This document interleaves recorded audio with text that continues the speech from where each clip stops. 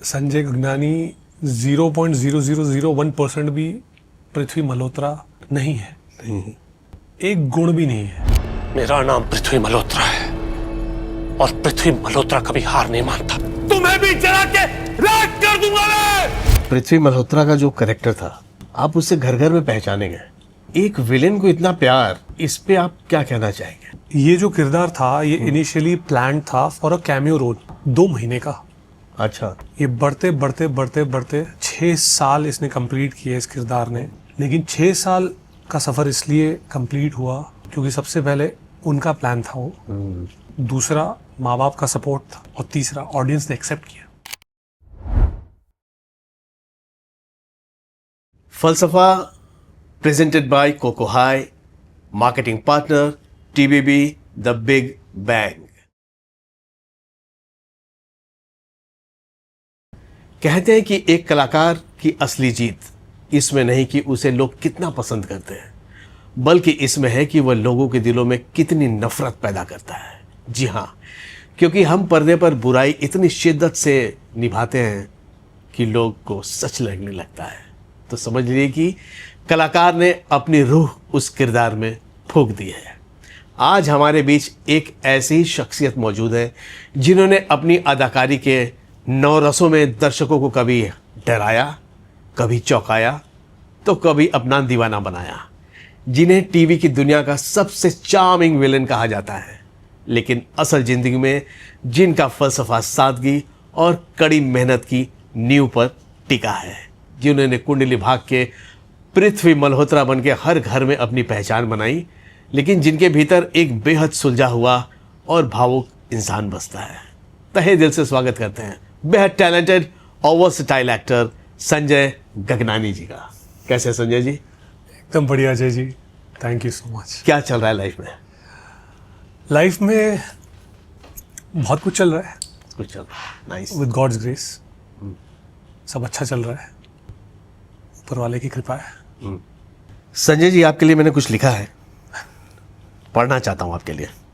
किरदार में उतरना ही फनकारी की मिसाल है, चेहरे पे जो नकाब है वो भी बेमिसाल है। क्या बात।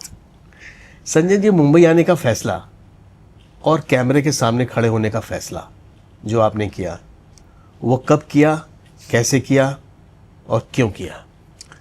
सबसे पहले आपको थैंक यू बोलना चाहता हूँ। जब भी आप मिलते हो कुछ ना कुछ स्पेशल करते हो आप। Thank you. मुझे अच्छे से याद है, आज से 4 साल पहले जी, अवार्ड शो में हाँ। आपने मुझे एक अवार्ड प्रेजेंट किया था। यस। एंड जैसे ही आपको पता चला कि मेरा बर्थडे है, हाँ। तो आपने मेरे लिए एक बर्थडे सॉन्ग भी गाया था ऑन स्टेज। थैंक तो यू। वो मेरे लिए बहुत स्पेशल मोमेंट था और वो मैं ज़िंदगी भर याद रखूँगा। Thank you. और आज भी आपने बहुत ही अच्छे शब्दों में मेरा इंट्रोडक्शन दिया एंड कुछ अच्छे शब्द मुझे डेडिकेट किए। तो आप एक भी मौका नहीं छोड़ते हैं कि मेरा तो यही काम है। लेकिन फिर भी ये जो आपकी एफर्ट्स है, आपकी इंसानियत को, आपके अंदर के अच्छे इंसान को रिफ्लेक्ट करती है। So thank you. बहुत शुक्रिया, बहुत शुक्रिया आपका। अजय जी, मैं स्कूल में था, 7th स्टैंडर्ड तक मैं एक टॉप रैंकर था। हमेशा फर्स्ट, सेकंड, थर्ड रैंक आता था मेरा स्कूल में। लेकिन 8th स्टैंडर्ड में कुछ शिफ्ट हो गया, अपने आप ऑर्गेनिकली शिफ्ट हो गया। अच्छा। पढ़ाई में ध्यान इतना नहीं लग रहा था उस वक्त। तो किन चीज़ों में ध्यान लग रहा था? डांस में, फैशन शो में, अच्छा। स्पोर्ट्स में। मैं स्कूल को रिप्रेजेंट करता था डांस कॉम्पिटिशन्स में, फैशन शोज़ में। मैं born and brought up Gujarat से हूँ, तो स्टेट लेवल बास्केटबॉल प्लेयर था मैं गुजरात से। हैंडबॉल प्लेयर था, टेबल टेनिस प्लेयर था, स्विमर था। तो ये जो सारी एक्स्ट्रा को करिकुलर एक्टिविटीज़ है, इसमें मैं बहुत ज़्यादा एक्टिव था। अच्छा। और इसमें एक्टिव था तो मैं एकेडमिक्स में थोड़ा सा इनएक्टिव हो गया। ओके। ये ऑर्गेनिकली हुआ। अब इस प्रोसेस में मैंने ये रियलाइज़ किया कि जब भी मैं स्टेज पे होता था, डांस करता था, तो जो भी मेरे क्लासमेट्स और स्कूलमेट्स ऑडियंसेस में थे, वो मुझे देख के बड़े खुश होते थे। उनको खुश देखकर मुझे बड़ी खुशी मिलती थी। राइट। हो सकता है कि उनको मेरा परफॉर्मेंस अच्छा लगता हो, मेरी एनर्जी या मेरी वाइब अच्छी लगती हो एज अ परफॉर्मर, तो मैंने रियलाइज किया कि मुझे सबसे ज़्यादा खुशी तब मिलती है जब मैं परफॉर्म करता हूँ और मेरी परफॉर्मेंस की वजह से लोग खुश होते हैं। यस। तब मैंने रियलाइज किया कि मेरा जो लाइफ का पर्पस है वो ये है कि मुझे परफॉर्म करते रहना है। मैंने परफॉर्मर के तौर पे जन्म लिया है, ये मैंने रियलाइज कर लिया था स्कूल टाइम से। अच्छा। अब स्कूल टाइम से मेरी फैमिली ने मुझे बहुत सपोर्ट किया है, किसी चीज़ में रोकते नहीं थे। पहले रैंकर था, फिर मैं को करिकुलर एक्टिविटीज़ में ज़्यादा कंसंट्रेट करने लगा, फोकस करने लगा, तो भी नहीं रोका उन्होंने मुझे। उन्होंने हमेशा मुझे बहुत फ्रीडम दी है, तुम्हें जो करना है हम तुम्हारे साथ हैं, बस सही रास्ते पे चलना। उनकी एक बेसिक ये जो रिक्वायरमेंट थी, जो सीख होती है पेरेंट्स की। हाँ, एक सेंटेंस में ही वो हमेशा यही याद दिलाते रहते थे, जो करना है करो, हम तुम्हारे साथ हैं, बस सही रास्ते पर रहना। यस। अब सही रास्ते पर रहना तो बहुत सिंपल है, मतलब ये समझना बहुत सिंपल है कि सही रास्ता क्या है। क्या है? सही रास्ता वो है कि आपको किसी तरह की बुरी आदतें ना लगे, आप किसी के बारे में बुरा ना सोचो, आप किसी के लिए बुरा ना करो, किसी का बुरा ना करो। राइट। ये बेसिक है। लोगों की मदद करो, अच्छा सोचो, पॉजिटिव सोचो। तो ये बेसिक चीजें सबको पता है, आजकल बच्चों को भी पता है कि सही रास्ता क्या होता है। हाँ, और क्या। तो स्कूल के बाद जब ग्रेजुएशन के लिए मैं गुजरात से पुणे शिफ्ट हुआ, तब मैंने ये प्रोसेस कंटिन्यू किया। मैंने कॉलेज को फैशन शोज में, डांस कंपटीशन में रिप्रेजेंट करना कंटिन्यू किया और मुझे वो सेम रिएक्शन वहाँ पे भी मिलता गया। अच्छा। बहुत एनकरेजमेंट मिली, सब मुझे बहुत एनकरेज करते थे ये बोल के कि तुम्हें इसी फील्ड में आगे बढ़ना चाहिए। ग्रेजुएशन ख़त्म होते होते मैंने अपना पोर्टफोलियो बनवाया पुणे से ही। पोर्टफोलियो बनवाते ही वहाँ पे बहुत सारे प्रिंट एड्स मुझे मिले, सिटी में मेरे होर्डिंग्स लग गए इन कॉलेज ओनली। तो एक कॉन्फिडेंस आ गया कि हाँ, अब तो मैं प्रोफेशनली कर रहा हूँ, मुझे इसी में आगे बढ़ना है। ग्रेजुएशन के बाद मैं मुंबई शिफ्ट हुआ क्योंकि मुझे हाई स्टडीज़ परस्यू करना था, लेकिन कुछ हमारी फील्ड, हमारी इंडस्ट्री के रिलेटेड ही करना था। तो मैंने मास मीडिया इन फिल्म मेकिंग का कोर्स किया मुंबई से। अब जब मास मीडिया इन फिल्म मेकिंग कर रहा था तो मेरा कोई प्लान नहीं था कि मैं बिहाइंड द कैमरा कुछ परस्यू करूं, क्योंकि मुझे पहले से पता था कि मैं एक परफॉर्मर हूं और परफॉर्मर हमेशा स्टेज पर होता है, कैमरा के सामने होता है।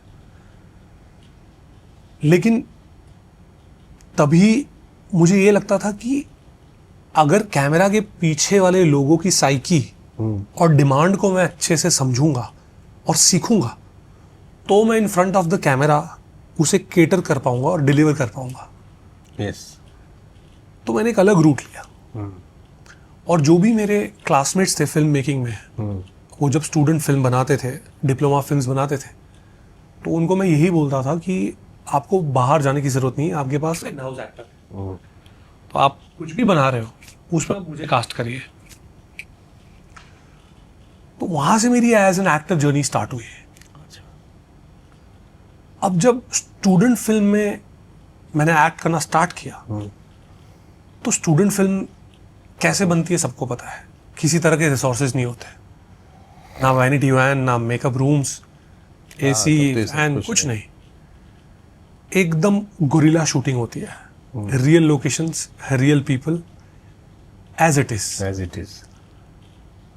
उन हार्श कंडीशंस में भी मेरा अप्रोच यही था, जो मेरा अप्रोच स्कूल और कॉलेज में था, कि मुझे अच्छे से परफॉर्म करना है, अपना 100% देना है, ऑनेस्टी और सिंसियरिटी के साथ परफॉर्म करना है, ताकि मेरा परफॉर्मेंस जो भी देखे, 5 लोग, 10 लोग, 50 लोग, वो खुश हो जाए देखकर, उन्हें खुश देखकर मुझे खुशी मिलेगी। वहां पे भी मेरा यही फर्स्ट प्रायोरिटी तो यही होती है। राइट।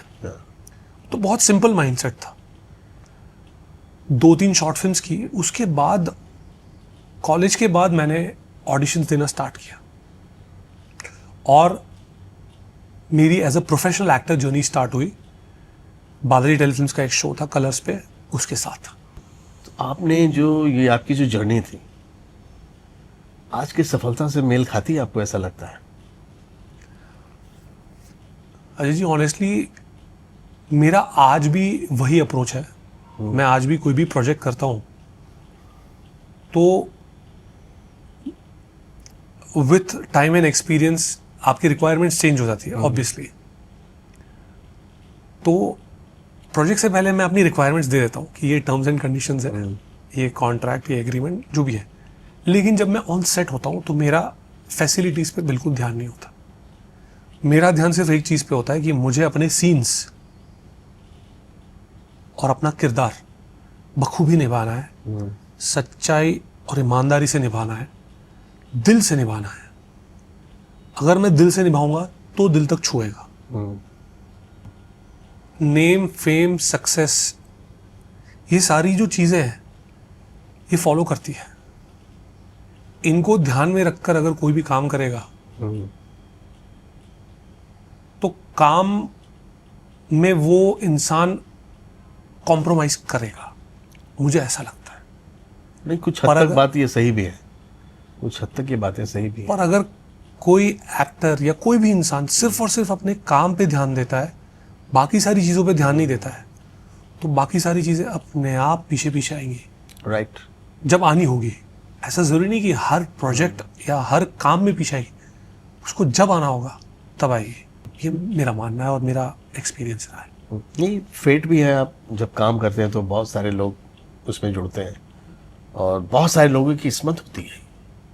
जब भी कोई चीज़ अगर पनपता है तो उसमें किस्मत का आई थिंक बहुत बड़ा रोल होता है। आप इस बात से सहमत हैं? 1000%। मैंने जितने भी प्रोजेक्ट्स किए आज तक, मैं गर्व से ये कह सकता हूँ कि मैंने एक भी काम में काम चोरी नहीं की है।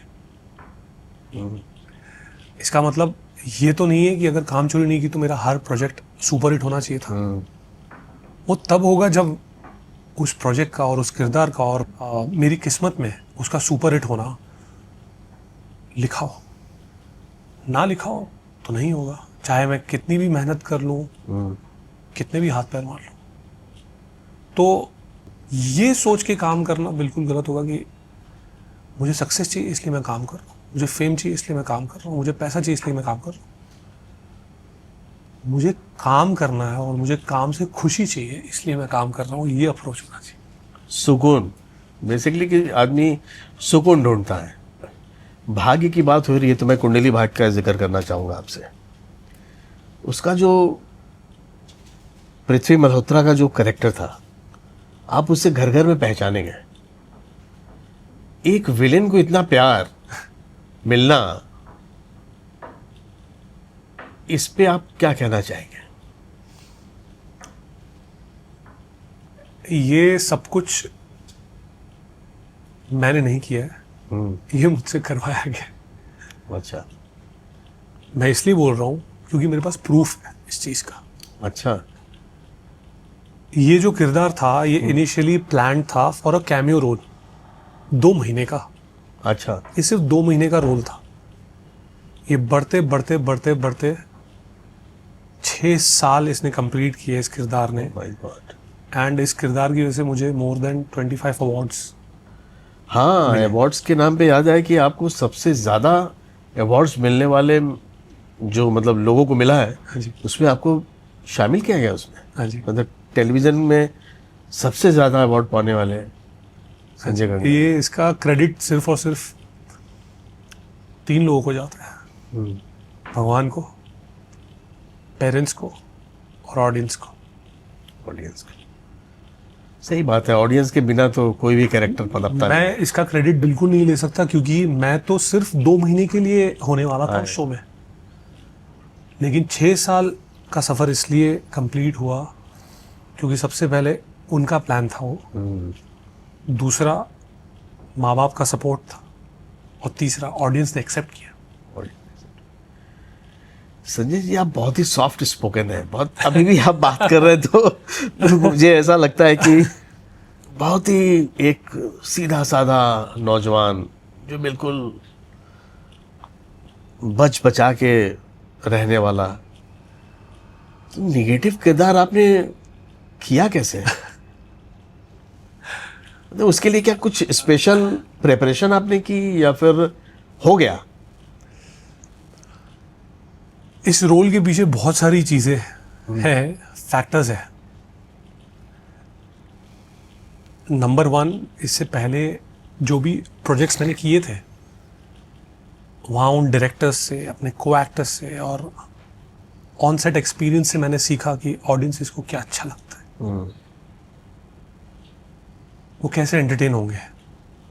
दूसरा, जब मेरा कुंडली भाग्य के सेट पे पहला दिन था तो मैं डायरेक्टर के पास गया और मैंने कहा सर मैं यहाँ पर सीखने आया हूँ, मैं एक लर्नर हूँ, अपना पुराना बैगेज सब छोड़ के आया हूँ मैं। आप मुझे जिस रास्ते पे चलाएंगे, जैसी गाइडेंस देंगे, जिस डायरेक्शन में ले जाएंगे, मैं उस डायरेक्शन में चलूँगा, चल पड़ूंगा।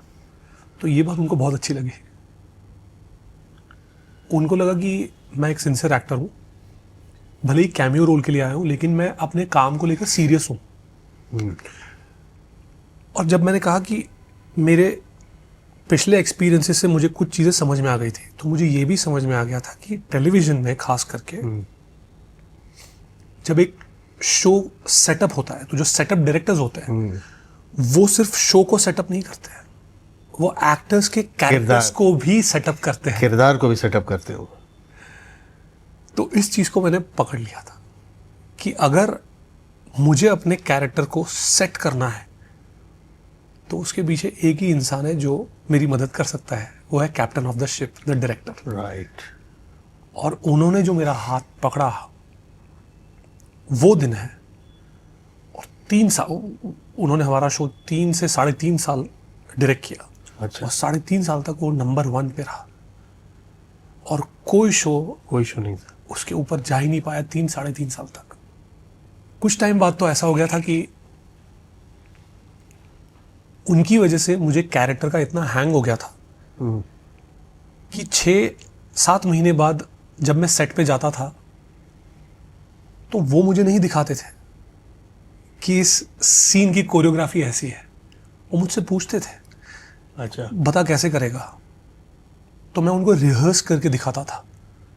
रिहर्सल में मैंने अपने मेकअप रूम में जो भी होमवर्क किया वो उनको दिखाता था कि सर इस पॉइंट पे मैं ये मूवमेंट लूँगा, मैं ऐसा बोलूँगा, इस पॉइंट पे मैं इसका कॉलर पकड़ूंगा, इस पॉइंट पे मैं ये ग्लास फेंकूंगा। तो वो पूरी रिहर्सल और मेरा पैशन देख के उनको बड़ी खुशी होती थी। उनको ऐसा लगता था कि मैंने सही इंसान को गाइड किया और डायरेक्ट किया। फिर एक ऐसा पॉइंट आ गया था कि मेरे रिहर्सल को देखने के बाद वो अपनी कैमरा प्लेसमेंट चेंज कर देते थे। अच्छा। तो ये मेरे लिए इतनी बड़ी जीत थी एज एन एक्टर कि एक वो दिन जब मैं जाके बोलता था कि सर आप मुझे गाइड करिएगा, और एक वो दिन भी देखा जब मेरी रिहर्सल और मेरे होमवर्क और मेरी प्रेपरेशन की वजह से वो अपने कैमरा एंगल्स चेंज कर रहे हैं। क्या बात। एक्टर के लिए बहुत बहुत बड़ी बात होती है, किसी भी अवार्ड से बड़ा होता है। तो मैं उस रोल का क्रेडिट अकेला नहीं ले सकता, ये एक कोलैबोरेटिव प्रोसेस था। यस। ऊपर वाले का, अगेन पेरेंट्स का, ऑडियंस का, मेरे डायरेक्टर का और पूरी टीम का। डायरेक्टर की इतनी बातें हो रही हैं तो मैं उनका नाम भी जानना चाहूँगा। उनका नाम नीरज बलियान सर है। नीरज बलियान सर ने maximum top rated shows direct किए क्या on Indian television. Show setup director रहे हैं बहुत सारे शोज के, एंड वो सिर्फ एक डायरेक्टर नहीं, वो एक डीओपी भी है। अच्छा। Is a DOP director. आपकी बातों से मुझे ऐसा लगा, आपने जो बोला कि आपने खुद को सौंप दिया, तो ये बातें जो है ना, ये अगर आप देखिए तो एक भक्त जब ईश्वर को अपने आप को समर्पित कर देता है तो फिर वो ईश्वर अपना फिर चमत्कार दिखाता है। तो ये समर्पण की भावना होनी बहुत ज़रूरी है। और आपने एक ऐसे हाथ में अपना हाथ डाला जो आपको लगा कि ये मजबूत हाथ है, ये मुझे खींच के ले जाएगा एक एंकर की तरह। अच्छा, इसके पीछे भी एक स्टोरी है अच्छा। और उसका क्रेडिट उनको जाता है क्योंकि सबसे बड़े तो वो है। यस। जब मैं कुंडली भाग्य के सेट पे गया और मुझे पता चला कि ये डायरेक्टर है, इनको मैं 2 साल पहले एक को एक्टर के जरिए मिला था। अच्छा। तब सिर्फ मेरी हाय हेलो हुई थी, लेकिन उस को एक्टर ने मुझे उस वक्त बताया था कि ये एक ऐसे डायरेक्टर है जिसने कभी तुम्हारी तारीफ कर ली तो तुम यूं समझो कि तुमने गंगा नहा लिया एज एन एक्टर। तब मैंने पूछा था अपने को एक्टर से कि इनको किस तरह के एक्टर्स पसंद है।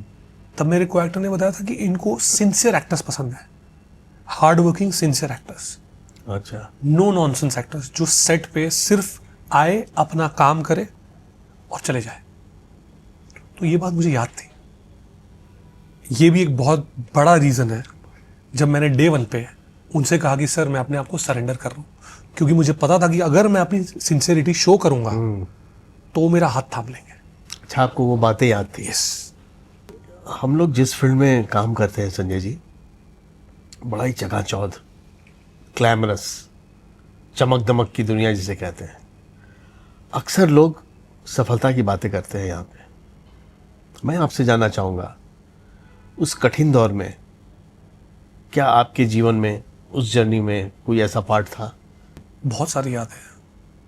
अगर लोगों को लगता है कि 6 साल एक सुपरहिट शो करने से या करते वक्त इंसान को सिर्फ नेम, फेम और सक्सेस ही नसीब होता है, तो ऐसा नहीं है। राइट। ऐसा बिल्कुल नहीं है। बहुत सारे highs and lows, ups and downs हुए थे उस वक्त पे। 3 बार 6 साल में कुछ वजहों से शो छोड़ना पड़ा था, अच्छा। लेकिन गॉड्स प्लान ये था कि मुझे वापस लाया जाए। 3 बार मुझे वापस लाया गया। अच्छा। पर्सनल लाइफ में भी कुछ बहुत ही अनफॉर्चुनेट इंसिडेंसेस हुए थे जिसकी वजह से मुझे ऐसा लग रहा था कि मैं परफॉर्म ही नहीं कर पाऊंगा। इतना टूट गया था मैं। 2-3 बार ऐसा हुआ था। टूट गए थे इन द सेंस कुछ ऐसा इंसिडेंट हुआ था इन पर्सनल लाइफ जिसकी वजह से मैं बहुत ही ज़्यादा पेन में था। प्यार में था? मेरी तो उस वक्त गर्लफ्रेंड थी। उसके बाद 2018 शो करते वक्त फियांसे भी हुई और उसी से शादी भी हुई। पापा हेल्थ वाइज थोड़े से अच्छा डाउन थे उस वक्त। तो 2-3 बार बहुत ही अनफॉर्चुनेट एक्सपीरियंसेस रहे। तब मुझे ऐसा लगा कि मैं परफॉर्म नहीं कर पाऊंगा, लेकिन फिर भी भगवान ने बहुत शक्ति दी उस वक्त। और एक भी ऐसा दिन नहीं गया जब मैंने अपना 100% ना दिया हो। पर्सनल लाइफ में चाहे जितने भी लोज आए, पेन हुआ या जो कुछ भी देखा, उसको मैं ऑन स्क्रीन कभी नहीं ले गया। और इसमें ताकत दी भगवान ने मुझे और ऑडियंस ने। टूटने की बात से मुझे कुछ याद आया। लोग पूछते हैं मुझसे, कितना टूटे हो तुम? लोग पूछते हैं मुझसे, कितना टूटे हो तुम? कहो तो जोड़ दें। मैंने उनसे कहा, जोड़ा तो टुकड़ों को जाता है, हम तो चूर चूर हुए हैं। क्या बात है। तो लाइफ ऐसा, दर्द है, बहुत सारे दर्द हैं, लेकिन हर इंसान इससे अछूता नहीं रह सकता है। और खैर, हम लोग जिस फील्ड में हैं उसमें तो ये बहुत ही आम बात है। खैर, कुछ कहना चाहते हैं आप? हाँ, मैंने भी ये रियलाइज़ किया कि ups and downs, highs and lows, ये हर किसी को फेस करना होगा। कोई इसे इग्नोर नहीं कर सकता, फेस करना ही होगा। और मैंने एक और चीज़ स्पिरिचुअली सीखी कि जब महादेव आपका हाथ थामना चाहते हो, सबसे पहले वो आपको डिस्ट्रॉय करते हैं, अच्छा, वो आपको ख़त्म करते हैं, आपको शून्य बना देते हैं।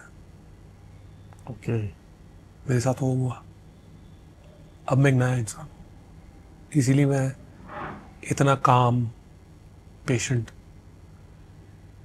हूँ, क्योंकि मैं शून्य फील करता हूँ। जिंदगी में जो भी हो रहा है, यहाँ आगे भी होगा, मैं उसे एक्सेप्ट करने के लिए रेडी हूँ। आपने तो खुद को ही सौंप दिया है, उस शून्य में आप पहुंच चुके हैं। और इतनी सारी आप जो बातें कर रहे हैं, ईश्वर को इतना स्ट्रांगली बिलीव करते हैं आप, उसका रीजन क्या है? कुछ ऐसे इंसिडेंसेस हुए थे जहाँ पे मुझे ऐसा लगता था कि आगे मुझे कुछ रास्ता ही नहीं दिखाई दे रहा है, कोई रास्ता नहीं दिखाई दे रहा है। उस फेज से, उस सिचुएशन से निकलने का ना कोई रास्ता दिख रहा था, ना कोई आइडिया आ रहा था। एक ऐसा फेज था जो बहुत डार्क था। ऐसा लगता था जैसे मुझे लाइफ ने यूं पकड़ के वॉल के अगेंस्ट दबोच लिया है। मैं छूटने की कोशिश कर रहा हूं बट छूट नहीं पा रहा। अच्छा, फिर मैंने सरेंडर कर दिया। ये कब की बात होगी? 2023, 24 और 25 मिनट तक, मतलब 2.5 साल। कोविड के समय? नहीं, कोविड के बाद, कोविड के बाद 2.5 साल। तो मैंने पहले बहुत कोशिश की कि मैं अपने आप को ब्रेक फ्री करूं उस चीज से, निकलूं उस फेज से किसी तरह। नहीं निकल पा रहा था। फाइनली मैंने सरेंडर कर दिया अपने आप को, और मैंने इंतजार किया। जैसे धुरंधर में डायलॉग है, नजर और सबर। नजर और सबर। तो मैंने नजर और सबर रखी कि एक ऐसा दिन आएगा जब मैं उस फेज से निकल जाऊंगा, और वही निकालेगा मुझे। उन्होंने निकाला भी और मेरा हाथ भी थामा। तब से मैंने रियलाइज किया कि अब जब उन्होंने मेरा हाथ थामा है, मैं तो पकड़ के रखूंगा। क्योंकि वो जो फीलिंग है, वो जो शील्ड मैं फील करता हूं अपने ऑरा में, अपने चक्र में, उसके अंदर किसी तरह की नेगेटिविटी या अनवांटेड थॉट एंटर नहीं कर सकता। अच्छा। हाँ जी। और ये बेस्ट फीलिंग है जब आपको ये फील होता हो कि आपका हाथ उन्होंने थामा हुआ है, तब आपका कोई कुछ नहीं बिगाड़ सकता। कहते कि शादी के बाद भी इंसान में स्थिरता आ जाती है। तो जैसे कि आपने बताया कि आपकी शादी हुई पूनम जी से, कुछ बदलाव महसूस किया आपने? मैं शादी से ज़्यादा एक्सपीरियंसेस को, पर्सनल एक्सपीरियंसेस को क्रेडिट देना चाहूँगा। क्योंकि ऐसा ज़रूरी नहीं है कि अगर कोई शादीशुदा नहीं है उसकी ज़िंदगी में स्थिरता ना है। ऐसा ज़रूरी नहीं है। मैंने बहुत सारे ऐसे लोगों को देखा है जो शादीशुदा नहीं है, फिर भी बहुत स्थिरता है उनकी ज़िंदगी में। अच्छा। मेरी शादी के बाद बदलाव ऑनेस्टली ऐसा कुछ खास नहीं आया, क्योंकि हम ऑलरेडी लिव इन रिलेशनशिप में थे बहुत टाइम से। तो अभी भी हम वैसे ही महसूस करते हैं जैसे हम बॉयफ्रेंड गर्लफ्रेंड थे।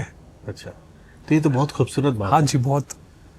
ये तो बहुत गॉड्स ग्रेस। हाँ, ये तो बहुत ही क्योंकि- खूबसूरत बात है जब आपकी पसंदीदा कोई है आपके साथ, हाँ जी, और आप उसके साथ इतने समय आपने व्यतीत किए। हाँ जी। मैं बहुत लकी हूँ क्योंकि यस। बहुत सारे दोस्तों से मैंने सुना है कि उनकी जिंदगियां शादी के बाद कैसे चेंज हो जाती है।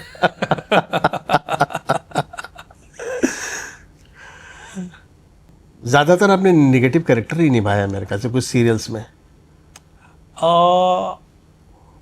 नेगेटिव में एक्चुअली यही सबसे मेजर था। कुंडली भाग्य, फिल्म में भी आपने किया था रक्त बीज। जिसके म्यूजिक कंपोजर आप थे। यस। वो मुझे याद है वाकया। तो मानसिक रूप से थका देने वाला होता है।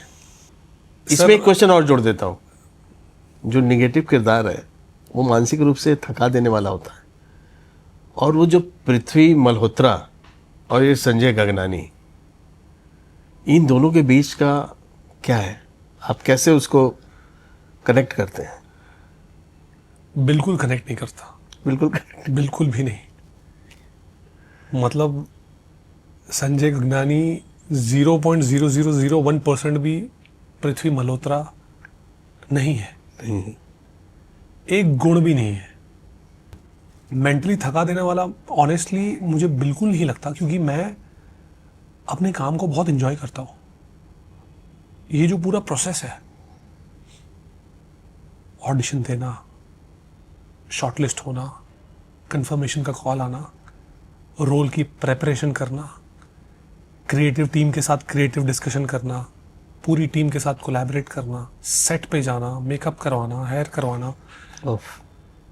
सीन एग्जीक्यूट करना, को एक्टर्स के साथ उठना बैठना, सारे डिपार्टमेंट्स के साथ मिलजुल के रहना, ये जो पूरा प्रोसेस है, ये ब्लेसिंग है। Yes, I know. ये एक बहुत बड़ी ब्लेसिंग है, और ये सिर्फ और सिर्फ हमारी इंडस्ट्री वाले ही समझ सकते हैं और रिलेट कर पाएंगे बिल्कुल कि सही। सेट पे जाना और काम करना कितनी बड़ी ब्लेसिंग है। कितनी बड़ी ब्लेसिंग। ऐसे में अगर मैं कंप्लेन करूं अपने काम के बारे में, तो ये तो काम चोरी हो जाएगी, और जो मैं कभी करता नहीं, ना ही करूंगा। मैंने हर रोल को दिल से निभाया है एंड इस पूरे प्रोसेस को एंजॉय किया है। चाहे मेरी पर्सनल लाइफ में कितने भी उतार चढ़ाव हो, उसको मैं ऑन सेट नहीं ले जाता। कभी कभी एक एक्टर किसी सीन में इतना खो जाता है, या समझिए इमोशन में बह जाता है, और जब वो सेट पे आखिरी शॉट दे रहा होता है घर जाने से पहले, तो क्या वो सीन को लेके आप जाते हैं घर तक? ये झूठ नहीं बोलूंगा, पहले ऐसा बहुत होता था, सीन कैरी करता था। क्योंकि आप उस किरदार में इतने घुस जाते हो, अगर घुसते हो तो, कि उसे बाहर निकलना आसान नहीं है। यस। है तो हम इंसान ही। अगर हम खुद को भूल के, अपनी जिंदगी को भूल के किसी और की जिंदगी जी रहे हैं, तो जी रहे हो। बिल्कुल आज सही। अगर मुझे कोई ये बोले कि तुम अपने आप को भूल जाओ, तुम यहां से बाहर निकलोगे, दरवाजे से बाहर निकलोगे, संजय को यहां पे ही छोड़ जाओ, नहीं छोड़ सकता, क्योंकि मैं जी रहा हूं, मैं संजय हूं। तो अगर मैं पृथ्वी हूं ऑन सेट, तो मैं 10 मिनट में, 15 मिनट में, 1 घंटे में, ऐसा कोई फिक्स टाइम नहीं है कि मैं निकाल सकता हूं। ये क्वेश्चन मैं बहुत मैक्सिमम लोग से करता हूँ, लेकिन मैक्सिमम लोग बच के जवाब देते हैं, लेकिन आपने जो जवाब दिया है ना, वही है जवाब। इतना आसान नहीं है कैरेक्टर को बोलना। मैं वही कह रहा हूं कि हाँ। अगर एज एन एक्टर उसमें घुस गए तो हाँ। मोस्टली काफी लोग सरफेस लेवल का परफॉर्म करते हैं। मेथड एक्टिंग बोल लीजिए या जो भी बोल लीजिए, सरफेस लेवल। अगर आप कोई चीज फील करके करते हैं, उस जिंदगी को जीते हैं, तो ये कोई फिक्स टाइम नहीं है कि इतने टाइम में आप उससे बाहर निकल जाओगे। यस। सबका अपना अपना टाइम होता है। हाँ, स्विच ऑन स्विच ऑफ नाम की एक चीज़ होती है, बट वो प्रैक्टिस करनी पड़ती है। लेकिन वो तब काम आती है जब आप एक 30 दिन का, 60 दिन का शेड्यूल करते हो। जब आप सालों साल एक किरदार निभा रहे हो, हाँ, बहुत मुश्किल। सालों साल अपने आप को छोड़ के रोज 12-14 घंटे किसी और की जिंदगी जी रहे हो, कोई और इंसान बन रहे हो, कैसे निकलोगे आप उससे बाहर? पॉसिबल नहीं है। तो वो स्टार्टिंग में इश्यू हो रहा था, होता था। घर ले जा रहा था मैं उस इंसान को जिसे मैं ऑन स्क्रीन नहीं पा रहा था। जब मैंने देखा कि सही नहीं है, रियलाइज किया मैंने, अच्छा। अपने लिए नहीं, अपनी फैमिली के लिए सही नहीं है, तो मैंने उस पर वर्क किया। कैसे? पैकअप के बाद अपनी वैनिटी वैन में आधा घंटा मेडिटेट करता था। ओके। मेडिटेशन में बहुत सिंपल प्रोसेस था कि पूरी दुनिया से कट ऑफ करके मैं सिर्फ अपनी ब्रेथ पे कंसंट्रेट करता था, जो मैं इनहेल कर रहा हूँ और एक्सहेल कर रहा हूँ उस पर। तो मेरे पूरी बॉडी का जो फोकस है, कंसंट्रेशन है, वो सिर्फ और सिर्फ एक चीज़ पर है, उस किरदार पे नहीं, ना ही इस किरदार पे, सिर्फ अपनी सांसों पर। तो उससे ये होता था कि मैं पूरी दुनिया से कट ऑफ हो जाता था और मैं वापस अपने आप को फील कर पाता था। तो ये मैंने प्रैक्टिस किया। ओके। आपने जितने भी समय व्यतीत किया अभी तक मैं समझ रहा हूँ कि बहुत ज़्यादा आपने समय व्यतीत नहीं किया है, और आपने इतनी शोहरत, इतने अवार्ड्स आपको मिले हैं। तो आपकी नज़र में जो ये सक्सेस है, उसकी परिभाषा क्या है?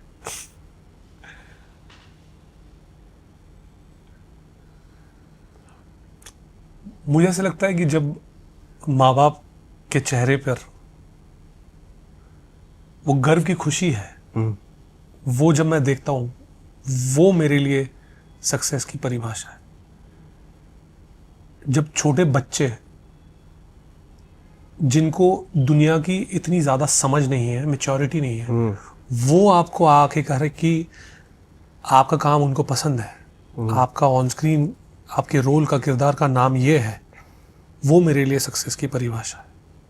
जब रैंडमली कोई आकर ये कहे कि उनको आपका काम बहुत पसंद है, वो हॉस्पिटल में थे या वो जिंदगी के उस मोड़ पर थे जहां पर वो बहुत दुखी थे, लेकिन आपको देखकर, आपके किरदार को देखकर उनका मनोरंजन हुआ, वो मेरे लिए सक्सेस की परिभाषा। क्या बात है संजय जी, कमाल हो गया। लेकिन आपका जो थॉट प्रोसेस है ना, ये सच में मुझे पर्सनली बहुत अच्छा लग रहा है, क्योंकि आप इतनी बेबाकी से सच्चाई को बयां कर रहे हैं।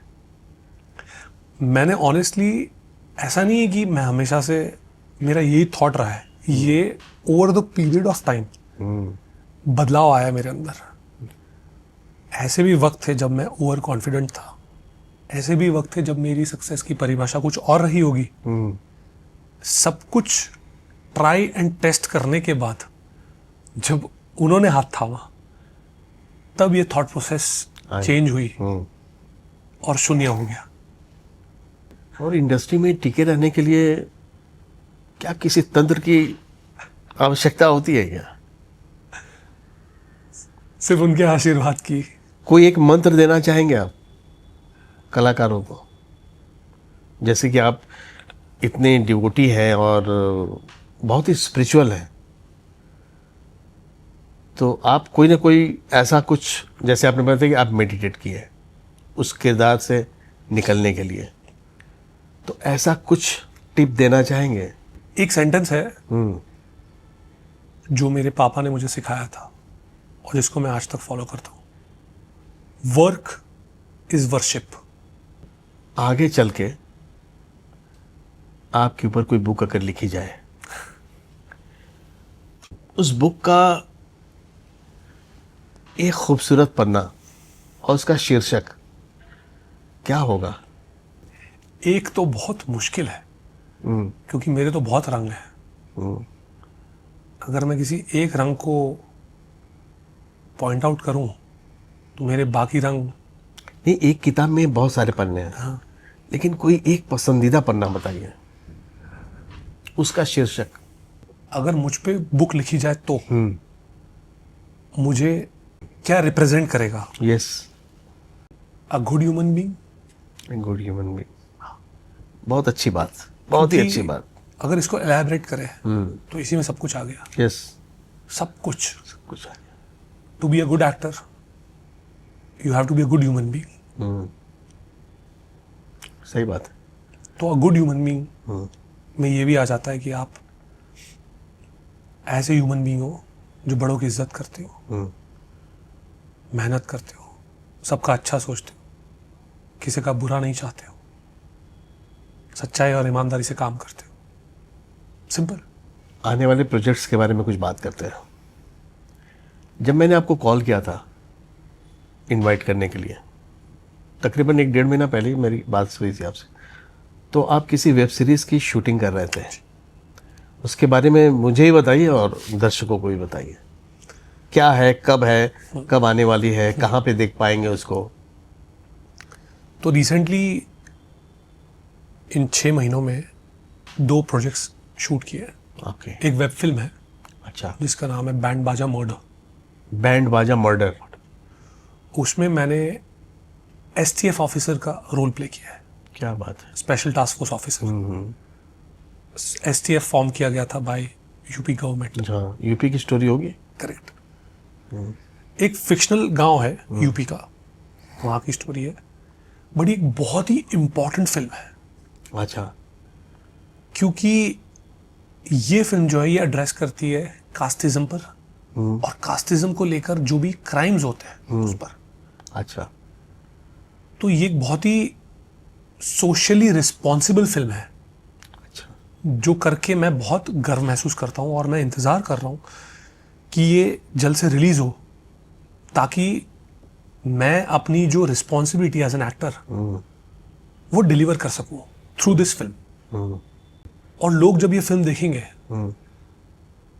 तब उन्हें ये समझ में आएगा कि इस तरह की सोच और इस तरह के क्राइम्स नहीं होने चाहिए, उनको टॉलरेट नहीं करना चाहिए। मैं रियल लाइफ में बहुत पेट्रियोटिक हूँ, तो ये किरदार करने में मुझे इतनी क्रिएटिव सेटिस्फैक्शन मिली है कि मैं आपको बता नहीं सकता। अच्छा। हाँ जी।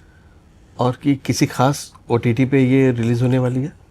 अभी प्लेटफॉर्म डिसाइडेड नहीं है but one of the major platforms होने वाला है। ओके। और कब तक रिलीज हो जाएगी? 3 से 4 महीने। 3 से 4 महीने हो गई, पूरी कंप्लीट हो गई। हाँ जी, हाँ जी। Very good. और कुछ फ्यूचर में क्या प्लान है? उसके बाद एक वेब सीरीज है जिसका नाम है हॉटस्पॉट। ओके। ये भी आप समझिए कि आज से 6 महीने में, क्योंकि उसका पोस्ट प्रोडक्शन चल रहा है और वेब सीरीज में काफ़ी पोस्ट में टाइम लगता है। हाँ, पोस्ट में टाइम लगता है। तो आज से लेकर 6 महीने में सीजन 1 रिलीज हो जाएगा। उसमें एकदम ही अलग किरदार है। अच्छा। यहाँ पे STF ऑफिसर है और यहाँ पर एकदम ही रोल के बारे में अभी कुछ बता नहीं सकता, नहीं नहीं, बिल्कुल सही। पर जो ऑडियंसेस हैं उन्हें देखकर बहुत मजा आने वाला है, अच्छा। बहुत एंटरटेन होने वाला है। अच्छा। अगर उन्हें कुंडली भाग्य देखकर मजा आया फिर तो ये उनके लिए मतलब मौजा ही मौजा होने वाला है। जैकपॉट। जैकपॉट। तो अभी टीवी नहीं कर रहे आप? नहीं, टीवी के लिए मैं हमेशा ओपन था, हूं और रहूंगा, अच्छा। क्योंकि टीवी की वजह से मुझे OTT प्रोजेक्ट्स मिले। यस। अगर शायद मैं वो टीवी शो नहीं करता तो शायद मैं इन OTT प्रोजेक्ट्स के लिए कंसिडर नहीं हुआ होता। तो टीवी मैं नहीं छोड़ सकता, नहीं छोड़ूंगा, क्योंकि टीवी की ऑडियंसेस ने मुझे वो प्यार दिया और वो रिस्पेक्ट दी है, वो एक्सेप्टेंस दिखाई है जो और किसी मीडियम ने नहीं दिखाई। राइट। तो मेरा पहला प्यार है। संजय जी, आज हम लोगों ने काफ़ी विषयों पे आपसे बात की। अभी एक कुछ ऐसा मुझे लगता है कि आप इतने गंभीर और इतने सौम्य हैं, कुछ ना कुछ आपके अंदर भी तो वो चुलबुलापन होगा। कभी कुछ ऐसा सेट पे कोई किस्सा हुआ जिसको आप शेयर करना चाहते हैं? ये चुलबुलापन तो बहुत है ना? हाँ, क्योंकि मेरा मानना है एक्टर को चाइल्ड लाइक होना बहुत ज़रूरी है। अभी रिसेंटली मैंने सदगुरु जी की एक रील देखी थी हाँ। आलिया भट्ट के साथ, उनका वो पॉडकास्ट चल रहा। तो उन्होंने कहा था कि तुम्हें अपनी बेटी को, बच्ची को सिखाने की कुछ ज़रूरत नहीं है, तुम्हें सीखने की ज़रूरत है उससे। तो मैंने बोला क्या? उन्होंने कहा कि ये जो बच्चे होते हैं they are more closer to life, और जब हम बड़े हो जाते हैं तो हम करप्ट हो जाते हैं। तो जितना आप क्लोजर टू लाइफ रहोगे उतना लाइफ जीने में मजा आएगा। तो मैं चाइल्ड लाइक हूँ। अच्छा। और मैं कोशिश करता हूँ कि मैं चुलबुला रहूँ। अच्छा। लेकिन it depends on the circumstances. जब सेट पे हूँ तो बहुत मैच्योरिटी के साथ चीज़ों को अप्रोच करता हूँ, पर जब दोस्तों के साथ हूँ, फैमिली के साथ हूँ, अकेला हूँ, तब मैं जिंदगी बच्चे की तरह जीता हूँ, फुलेस्ट।